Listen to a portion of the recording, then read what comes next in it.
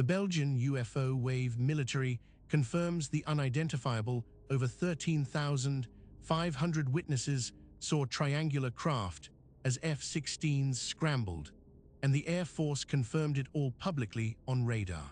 Late on the evening of November 29, 1989, the skies over eastern Belgium become a stage for what will evolve into the most officially acknowledged mass UFO sighting in European history. Over the course of several hours, approximately 1,500 witnesses observe a large triangular craft moving silently across the night sky. The object displays lights at each of its three corners and a central light at its core.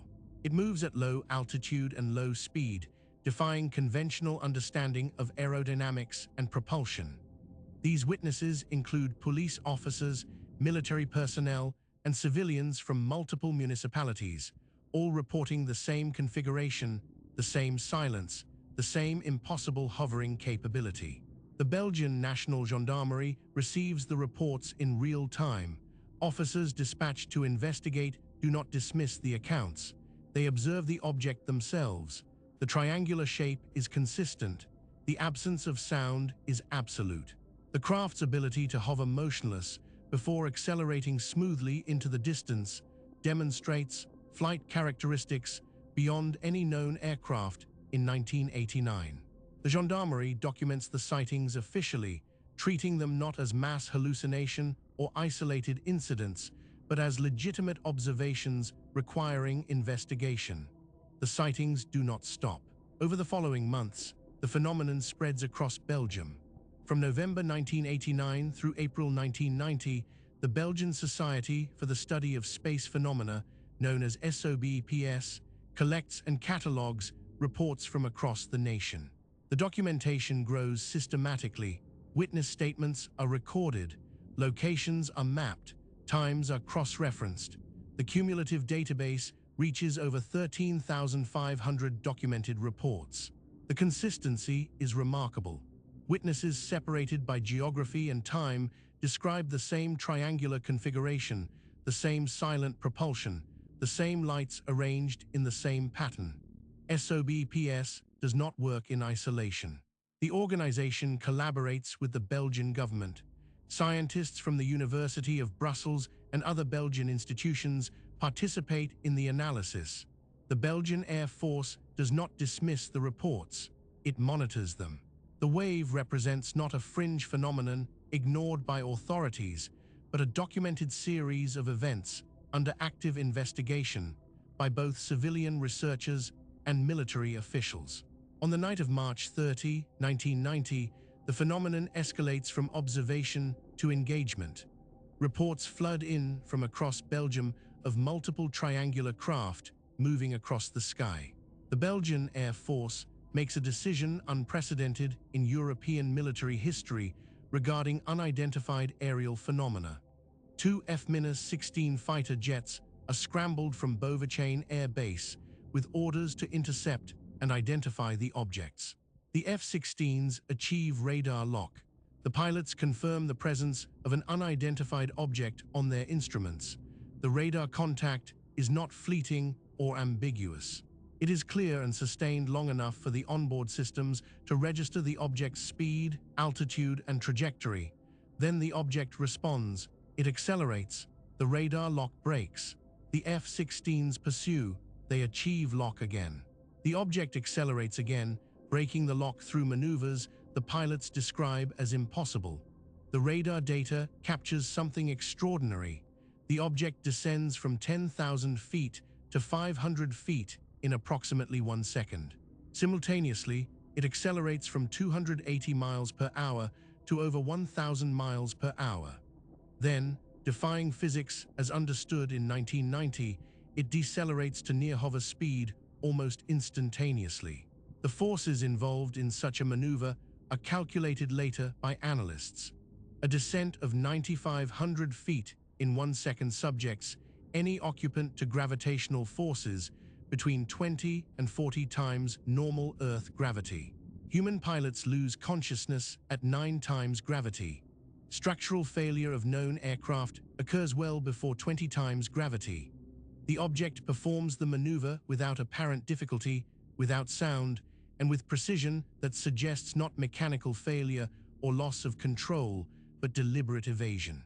The F-16 engagement continues through the night. The radar lock is achieved and broken multiple times. Each time the pilots attempt to close distance, the object responds with acceleration or maneuvering that places it beyond reach. The craft demonstrates awareness. It detects the radar lock. It responds to the intercept attempt. The engagement ends not with identification or contact, but with the object departing Belgian airspace at speeds the F-16s cannot match. In July 1990, Major General Wilfried de Brouwer, Chief of Staff of the Belgian Air Force, holds a press conference. He does not dismiss the sightings. He does not classify the radar data. He presents it publicly. De Brouwer confirms that Belgian Air Force F-16s were scrambled. He confirms that radar lock was achieved on an unidentified object. He confirms that the object performed maneuvers described in the official report as physically impossible for any known aircraft. He states clearly that the Belgian Air Force has no explanation for what its pilots encountered. The press conference is extraordinary not for its sensationalism, but for its restraint and its honesty.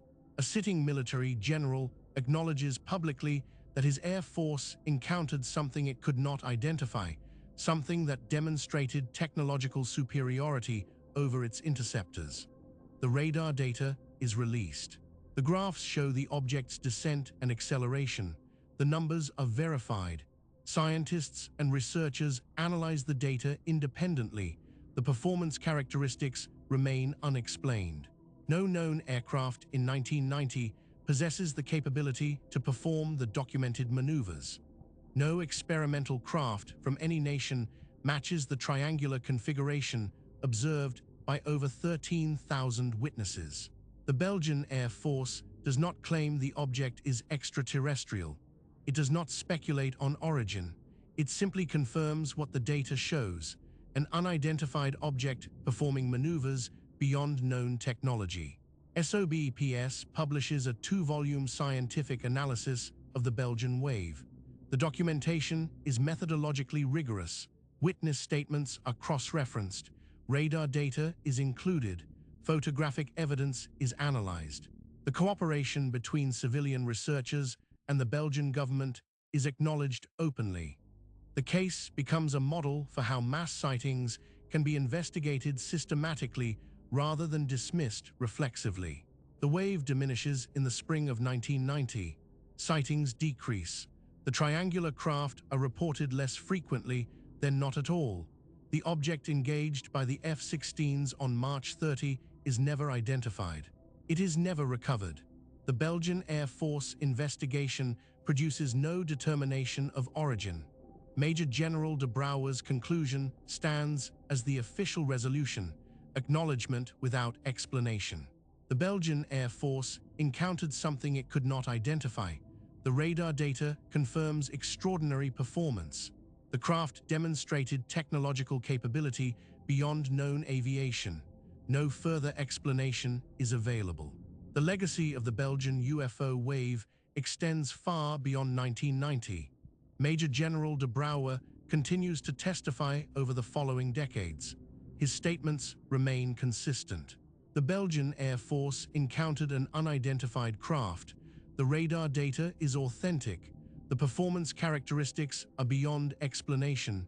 He does not embellish. He does not speculate. He confirms the facts as documented. The case achieves recognition as the gold standard for government acknowledgement of unexplained aerial phenomena in Europe. The combination of mass witness documentation, military radar confirmation, and official public acknowledgement by a sitting Air Force general creates an evidentiary foundation unmatched in European UAP research. The 13,500 documented witnesses represent not a fringe group or isolated community, but a cross-section of Belgian society. Police officers, military personnel, scientists, civilians from urban and rural areas, all reporting the same phenomenon. The Belgian wave demonstrates that mass sightings can be investigated with scientific rigor and government cooperation. The case stands as evidence that unexplained aerial phenomena are not dismissed universally by authorities, that radar data can confirm witness observations, and that military engagement with unidentified craft can occur without identification or resolution. The triangular craft observed over Belgium in 1989 and 1990 remain unidentified. Their origin remains unknown. Their technology remains unexplained. The Belgian Air Force's acknowledgement remains a matter of public record. In the history of unexplained phenomena, the Belgian UFO wave occupies a unique position. A mass sighting documented with scientific methodology, engaged by military interceptors, confirmed by radar data, and acknowledged publicly by the highest levels of the National Air Force. The case does not provide answers. It provides documentation. It provides evidence. It provides official acknowledgement that something unexplained occupied Belgian airspace for months, evaded interception, and departed without identification. The truth of the Belgian wave is not that extraterrestrial contact was proven. The truth is that over 13,000 people witnessed something, the military confirmed it, and no explanation has ever been provided. If you found this case compelling, subscribe to Vanishing Roads for more documented paranormal investigations from around the world. This story was created with AI assistance based on documented case files. All events reference real investigations and reported incidents.